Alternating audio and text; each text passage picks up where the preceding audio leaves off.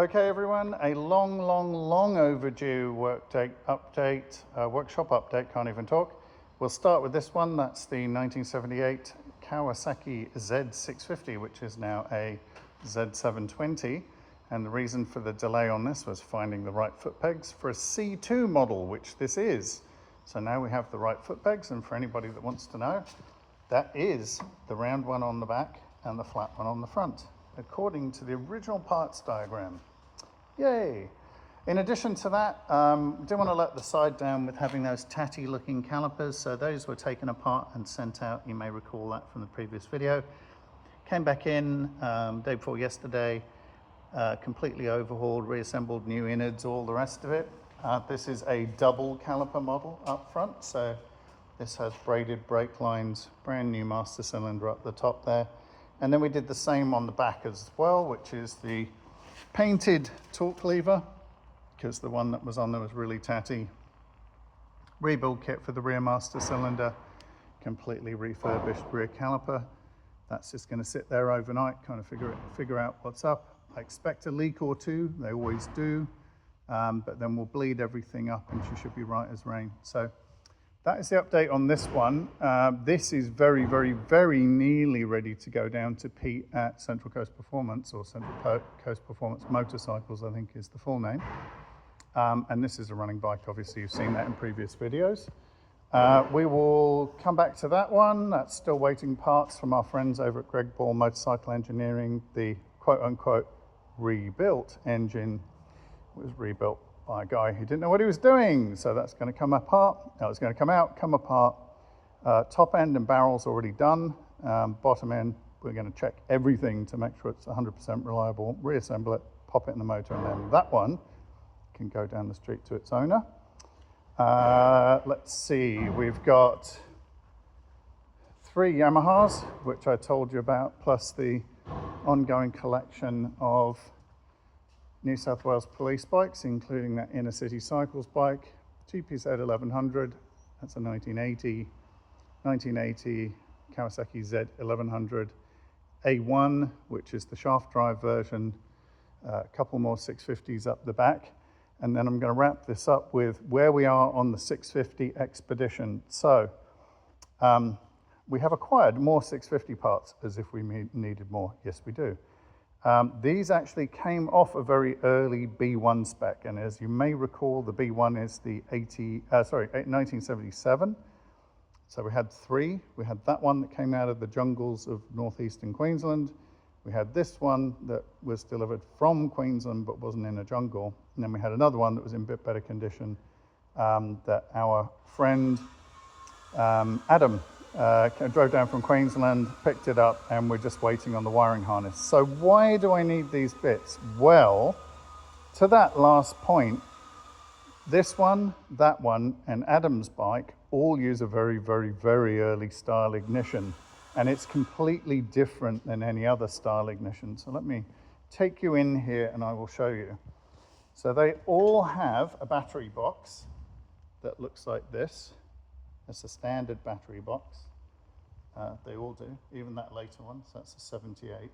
So they all have those, but what they don't have, unless they're very early, is this style, which has an accommodation for a separate regulator, a separate rectifier that lives under here, and then a really weird but correct harness that comes from this generator assembly right there. And the generator itself is very unusual. It's an exciter coil, well, basically an exciter with a field coil.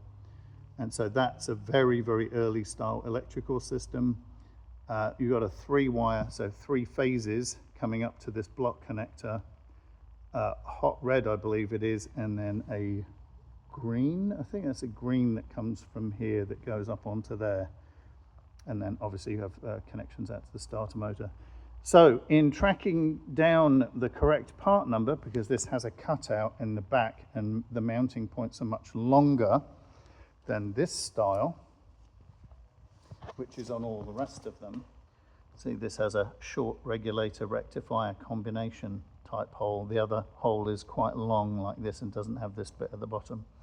So in hunting for all of that, we were very lucky to come in contact with a parts list from a gentleman in France who was able to steer me into the right direction for finding that correct side plate, the separate regulator, the separate rectifier, and a bunch of other stuff. And then a guy on the forums here in Australia, and this is exciting, had converted, as was quite often the case with these very early bikes, had converted that somewhat strange electrical system into the later style, which fits on this plate.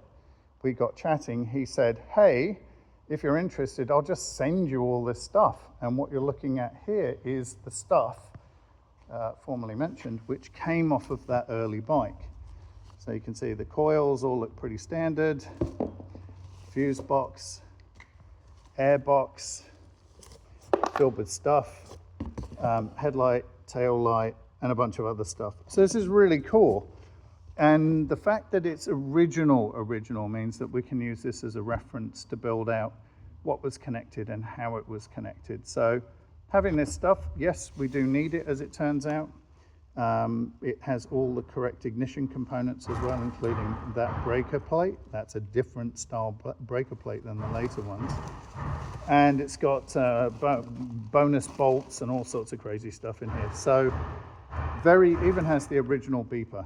So there you go, the annoying beeper when you turn meep, meep, meep. So this is very important that we have a reference bike that has all of the bits on it, or at least we're acquiring all of the bits.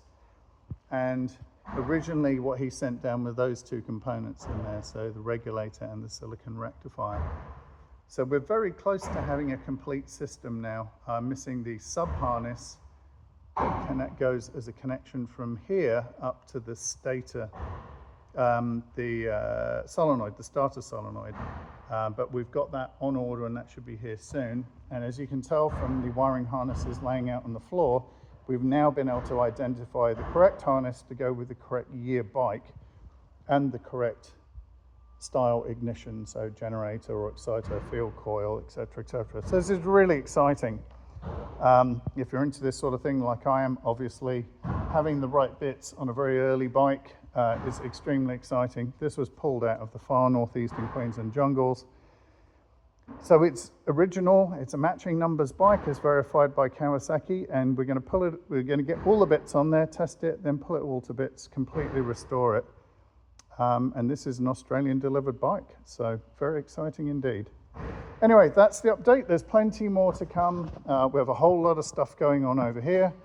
So engine kits, later engine kits, valve trains, more valve trains, headwork, stuff like that. We've got an update on the Honda. We've got an update on the very early case that had a split lower half. That's all being welded up. And just a bunch of stuff going on. So apologies it's taken me so long to get the video up, but we're now back at it. A bunch of really positive life changes happened as well, which I may elucidate you with. And then there's a potentially very big change coming very soon. So stay tuned. We will have more videos soon, and I will catch you in the next video. Cheers, everyone.